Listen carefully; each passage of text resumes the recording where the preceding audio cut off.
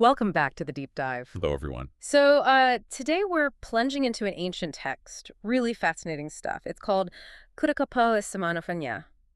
Which translates roughly to the novice's questions. Exactly. And this text, it's part of a larger collection, the Khuddakanikāya in the Pali Canon, often seen as, some of the earliest summaries of core teachings. It's quite accessible, relatively speaking. Right. What makes it so clever, I think, is the structure. It lays out these fundamental ideas using numbers, like a Q&A. It starts simple. 1, what is it? Then 2, what are they? And it builds. It's a framework, really. Yeah. So our mission today is to unpack these numbers, pull out the core wisdom, and see how this simple structure actually unlocks some pretty deep insights, even for us now. Absolutely. It's not just rote learning. It's a brilliant teaching tool. It takes these, well, frankly, complex ideas and distills them into something memorable, digestible. It's a powerful learning strategy in itself. So you, the listener, should quickly grasp some core concepts that have, well, lasted centuries. And appreciate the elegance of the method, hopefully. Okay, let's dig in then. Let's start exploring. We want you to join us, discover the wisdom in each number, starting naturally with 1. Number 1. The text gives us nāma rūpa.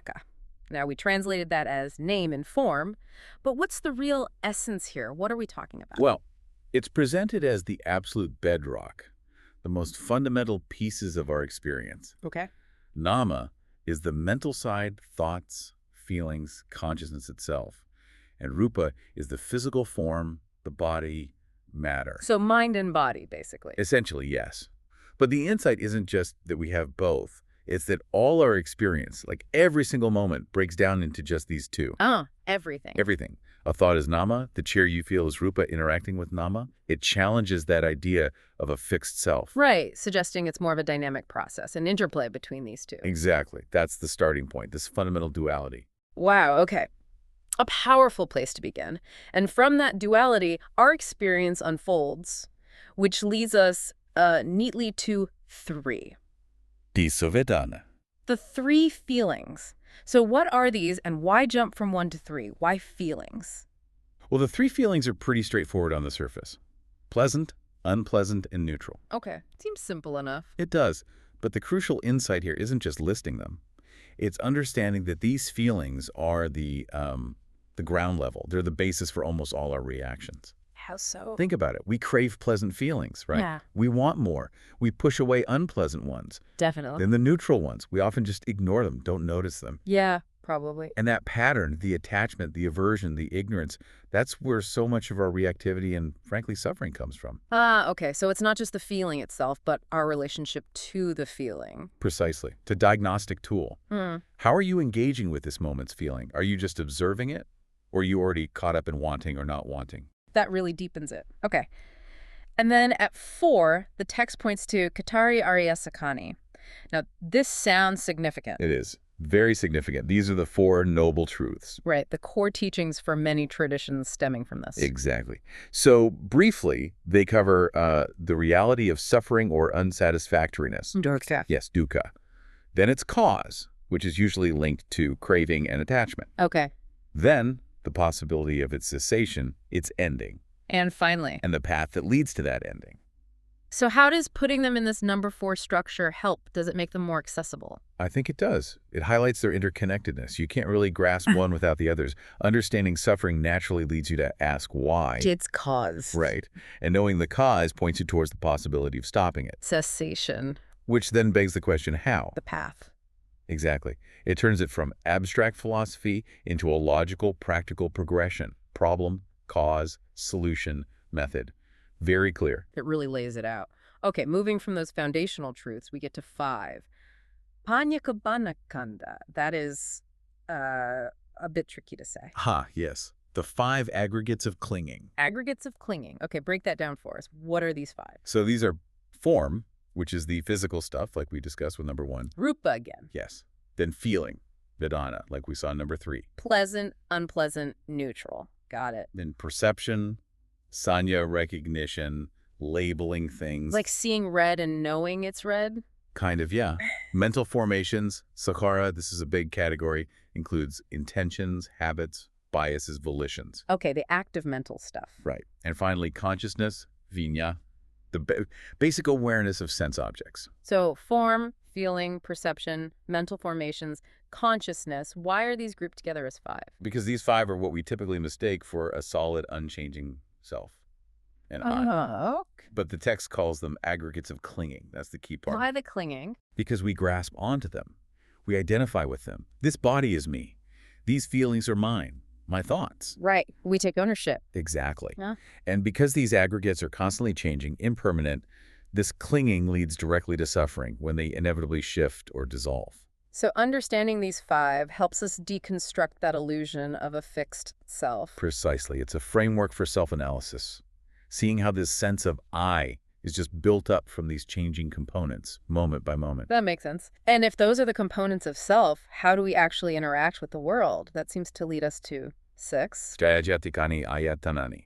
The 6 internal sense bases. Yeah. These are the sense organs, basically. The eye, ear, nose, tongue, body. The physical senses. And the mind. The mind is included as the 6th sense base here. Interesting. Why the mind? Because it perceives mental objects, thoughts, ideas, memories, just like the eye perceives sights. Okay, so these are the doors of perception. That's a great way to put it.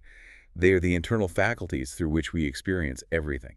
Every sight, sound, smell, taste, touch, thought comes through one of these 6 channels. So the insight here is... It underscores how our entire reality is filtered, constructed through these specific channels. Our world is an eye world, an ear world, a mind world. It highlights the constructed nature of our experience. Yeah, and the limits. We only perceive what these senses allow us to perceive. It encourages awareness of how we're receiving information.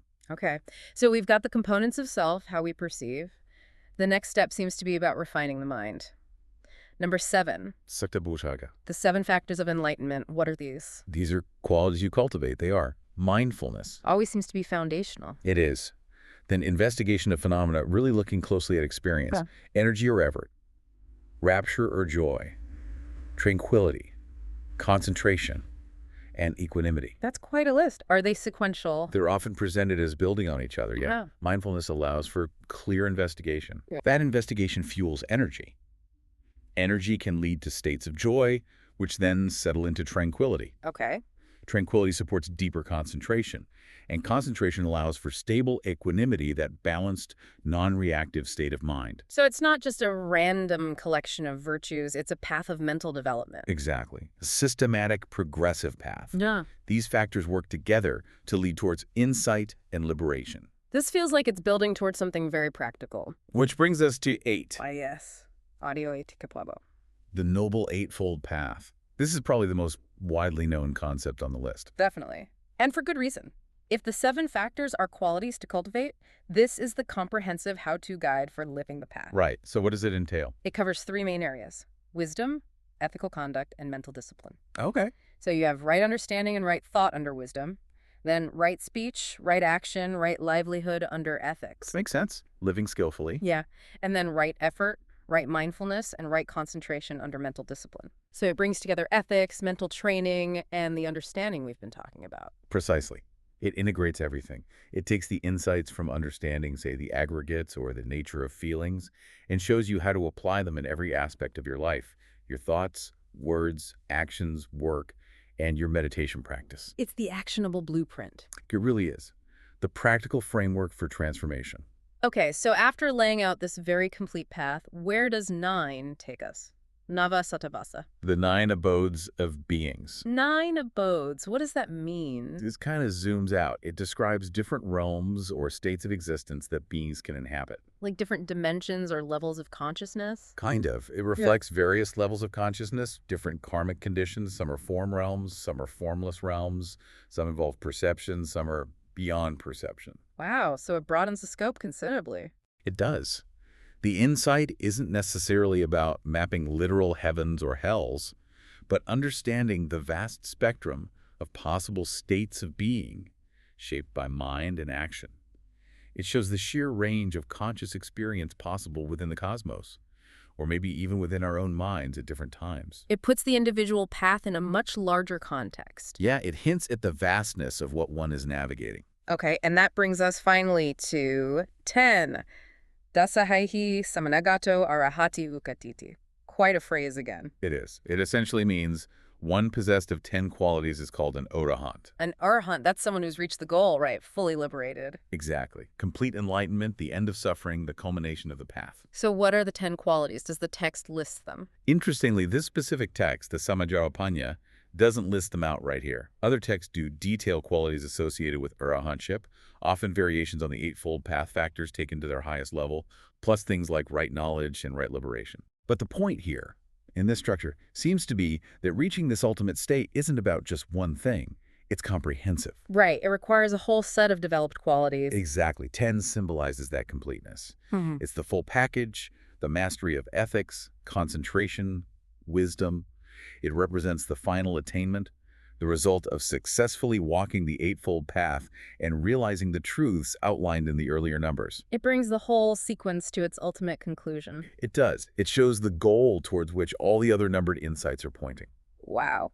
What an incredible journey just stepping through those numbers, 1 to 10. It really is amazing how that simple structure works. Isn't it? It's such a powerful mnemonic device, but also it builds understanding layer by layer. It does. It's not just a list. It's a pathway. It shows how you can get a grip on profound concepts quickly, but also deeply if you have the right framework. Yeah, a framework for understanding existence itself, really. Absolutely.